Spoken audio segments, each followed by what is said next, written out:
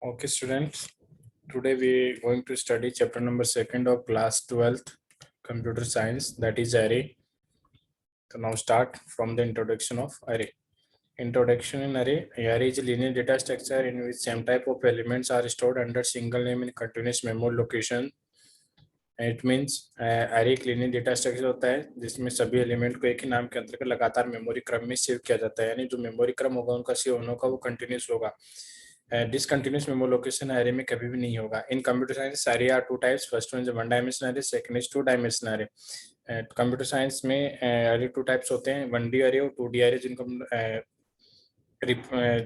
1D array और 2D array होते हैं. तो सबसे पहले हम स्टडी करते हैं 1D array. 1D array means those array which are stored either in row या column is known as 1D array. ऐसे array जिनको या तो हम रो में से स्टोर करेंगे या कॉलम में स्टोर करते हैं उनका 1D array बोलते हैं. तो सबसे पहले हम स्टडी करते हैं 1D array का रिप्रेजेंटेशन मीनिंग होता है हम इसको पेपर पे कैसे रिप्रेजेंट करेंगे. तो फॉर एग्जांपल भी है एरे, हमारे पास में एरे है तो हम उसको रो मेजर ऑर्डर में रिप्रेजेंट करेंगे. तो जैसे आपको डायग्राम में शो रखा है, ये रिप्रेजेंटेशन है 1D array का इन रो ऑर्डर में. तो first element of array is known as LB, last element of array is known as UB. LB means lower bound of array, UB means upper bound of array. और A0, A1, A2 and so on, AN-1 that the index value of array. N का meaning होता है यहाँ पे the total size of array. array की वो total size क्या है. उसके बाद में कॉलम रिप्रेजेंटेशन. तो कॉलम रिप्रेजेंटेशन में आपको जैसे डायग्राम शो रखा है सेम रो रिप्रेजेंटेशन की तरह है, LB, UB and index values of array. Next है, if you have to find out total number of elements in array, then we use the formula size of array equal to UB minus LB plus 1. हमें जब array में से total number of element हमें find out करने तो हम formula use कहाँ मिलेंगे, UB minus LB plus 1. तो यहाँ से हम क्या फाइंड आउट कर सकते हैं कि गिवन एरे में टोटल नंबर ऑफ एलिमेंट्स कितने हैं, तो उसको हम यहाँ से फाइंड आउट कर सकते हैं. Second, declaration of 1D array. Declaration का मीनिंग होता है जब इस 1D array को हम प्रोग्रामिंग लैंग्वेज के थ्रू इंप्लीमेंट करेंगे तो प्रोग्राम में कैसे डिक्लेयर करेंगे. तो इसके लिए हम सिंटेक्स काम में लेते हैं data type and name of array bracket में साइज ऑफ एरे. तो डेटा टाइप अकॉर्डिंग हमारे डेटा होगा जो हम इनपुट करवाने उसके अकॉर्डिंग हम डेटा टाइप यहाँ पे काम मिलेंगे. अगर हमारा इनपुट डेटा नंबर्स है तो उसके लिए हम इंटीजर काम मिलेंगे. अगर इनपुट डेटा करेक्टर है तो उसके लिए करेक्टर डेटा टाइप काम में CHR काम मिलेंगे. और अगर इनपुट डेटा हमारा फ्लोटिंग पॉइंट नंबर तो उसके हम लिए फ्लोट डेटा टाइप काम मिलेंगे. तो यहाँ पे आपको एग्जाम्पल में शो रखा है, there are 3 types of declaration. First integer array, second is character array. Character CS10 इसको हम बोल सकते हैं. स्ट्रिंग डिक्लेरेशन भी हम इसको बोल सकते हैं क्योंकि स्ट्रिंग का डिक्लेरेशन भी होता है. वो थर्ड है फ्लोट एरे को डिक्लेयर करने का मेथड. ओके, नेक्स्ट हम स्टडी करते हैं initialisation of one dimensional array. Initialisation का मीनिंग होगा अब हमने 1D array को प्रोग्रामिंग में लैंग्वेज में डिक्लेयर तो कर दिया है, अब उसका हम वैल्यू कैसे असाइन करवाएंगे. तो उसके लिए हम इसको स्टडी करते हैं इनिशियलाइजेशन ऑफ 1D array. तो there are 2 types of initialisation in 1D array. First one is compile time, second is run time. Compile time का मीनिंग होता है जब हम प्रोग्राम में वेरिएबल्स को डिक्लेयर करते हैं तो उसी समय जो वैल्यू दी जाती है उसको हम बोलते हैं कंपाइल टाइम. रन टाइम का मीनिंग होता है जब हम प्रोग्राम का आउटपुट फाइंड आउट करते हैं तो उस समय जो वैल्यू इनपुट दी जाती है उसको हम बोलते हैं रन टाइम. तो पहले हम देखते हैं compile time. In this method we have to input array elements in at the declaration time, यानी जहाँ पे हम एरे को डिक्लेयर करेंगे उसी समय उसको वैल्यू गिवन करेंगे. जैसे एग्जांपल में हमें गिवन है इंटीजर A5 इक्वल टू 1 2 3 4 5, यानी हमने एक 5 एलिमेंट्स का एरे यहाँ से डिक्लेयर किया और उसको 5 वैल्यू यहाँ से असाइन करवा दी है. ये तो होता है कंपाइल टाइम डिक्लेरेशन. सेकंड होता है run time. In this method to initialise array for loop is use. जब हमें पता है कि एरे में सारे एलिमेंट्स होते हैं वो कंटिन्यूस मेमोरी लोकेशन में से होंगे, तो कंटिन्यूस मेमोरी लोकेशन में एलिमेंट्स को स्टोर करवाने के लिए हम क्या करते हैं, फॉर लूप को काम में लेते हैं. फॉर का सिंटेक्स होता है for bracket start condition semicolon and condition semicolon increment and decrement. यानी हम फॉर लूप को उसी कंडीशन में काम लेते हैं जब हमारे पास में स्टार्ट और एंड कंडीशन गिवन हो और स्टार्ट और एंड के बीच में हमें फिक्स वैल्यूज को इंक्रीमेंट करवाना हो या डिक्रीमेंट करवाना हो. तो हमें एरे में क्या करना है, कंटिन्यूस मेमोरी लोकेशन में वैल्यू स्टोर करवानी है. तो यहाँ से क्या होगा, एरे के इंडेक्स नंबर को हम प्रोसेस करेंगे. तो जैसे हम लोगों ने स्टडी किया था कि जब एरे को रो 1D array को रो या कॉलम में रिप्रेजेंट करेंगे तो वहाँ पे index number A0, A1, A2 and so AN-1 continuous चलेंगे.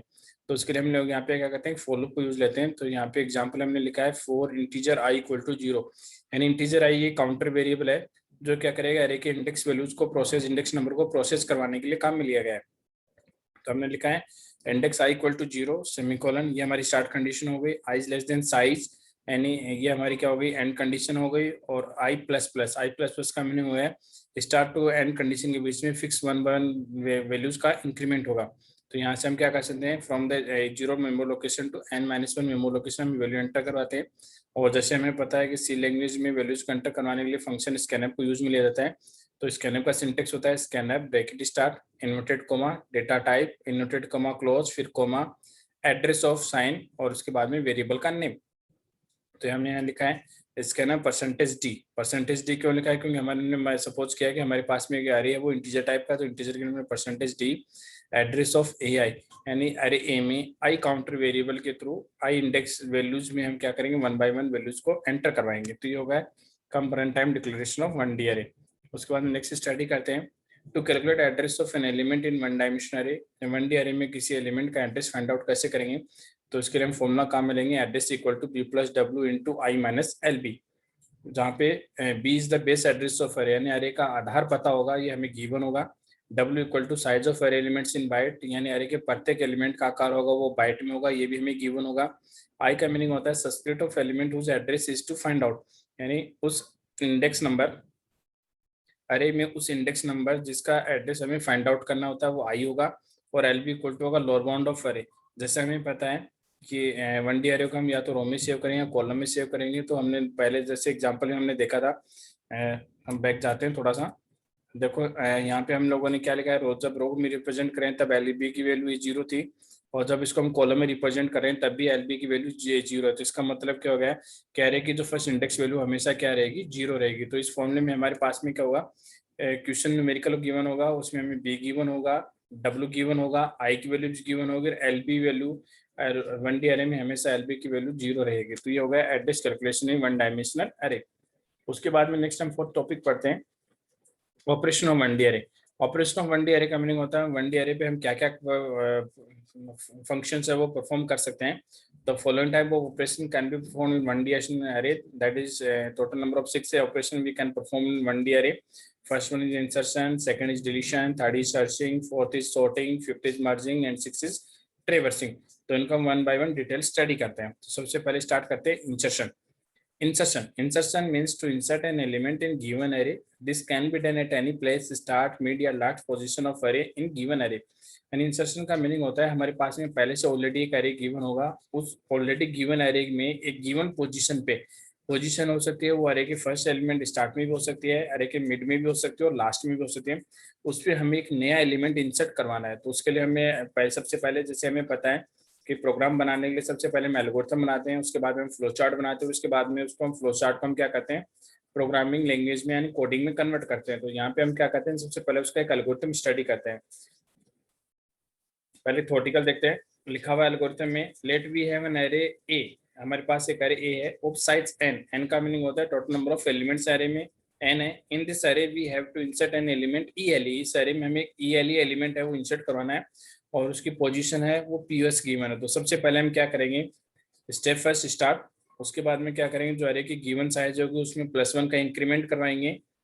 +1 का इंक्रीमेंट क्यों करवाएंगे, क्योंकि हमारे पास जो ऑलरेडी गिवन अरे वो पहले से फुल है। तो जब तक अरे में कोई ब्लैंक पोजीशन नहीं होगी तब तक हम अरे में एलिमेंट इंसर्ट नहीं करवा सकते। तो सबसे पहले हमें क्या करना होगा, इंसर्शन के लिए दी गई अरे की साइज को +1 इंक्रीमेंट करवाना होगा।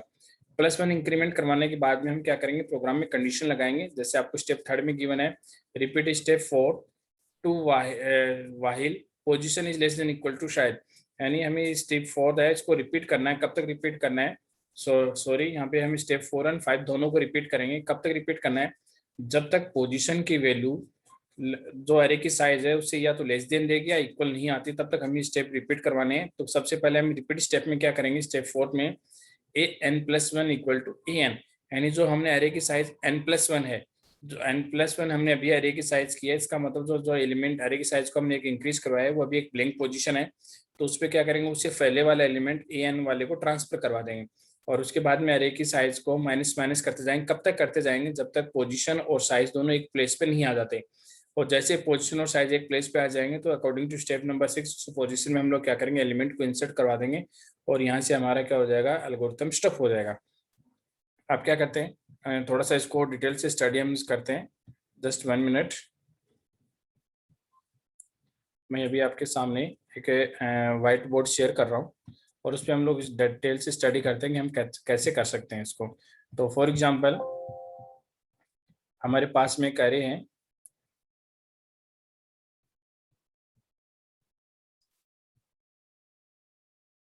एक डायग्राम के थ्रू मैं आपको समझाने की कोशिश कर रहा हूँ। ये हमारे पास में गिवन एरे है, तो उस एरे में हमें एलिमेंट इंसर्ट करवाने हैं।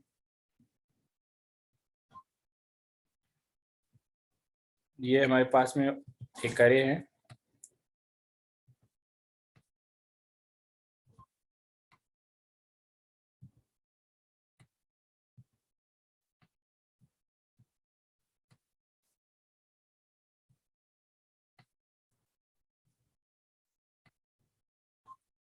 ओके।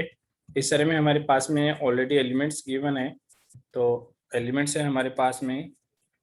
फॉर एग्जांपल जैसे हमें एलिमेंट्स गिवन है 2, फिर नेक्स्ट एलिमेंट हमें गिवन है 3, नेक्स्ट एलिमेंट हमें गिवन है 5, नेक्स्ट एलिमेंट हमें गिवन है 9, फिर हमारे पास नेक्स्ट एलिमेंट है दैट इज 0, फिर उसके बाद में नेक्स्ट एलिमेंट है हमारे पास में 1, और उसके बाद में नेक्स्ट एलिमेंट है हमारे पास में 7, और लास्ट एलिमेंट हमें गिवन है दैट इज 6। ये हमें ऑलरेडी गिवन एरे है, तो यहाँ से हम क्या करेंगे, सबसे पहले उसकी इंडेक्स वैल्यू हम नोट आउट करेंगे। तो ये इंडेक्स वैल्यू हमारे पास में है A0, उसके बाद में नेक्स्ट इंडेक्स वैल्यू हमारे पास में A1, उसके बाद में नेक्स्ट इंडेक्स वैल्यू हमारे पास में दैट इज A2, उसके बाद में नेक्स्ट इंडेक्स वैल्यू हमारे पास में A3, उसके बाद में नेक्स्ट इंडेक्स वैल्यू हमारे पास में A4, उसके बाद में नेक्स्ट इंडेक्स वैल्यू हमारे पास में A5, next index value that is A6, और उसके बाद में नेक्स्ट इंडेक्स वैल्यू हमारे पास में A7। ओके, तो ये हमारी क्या हो गई, टोटल एरे की साइज हो गई। तो यहाँ से हमें अगर एरे की साइज फाइंड आउट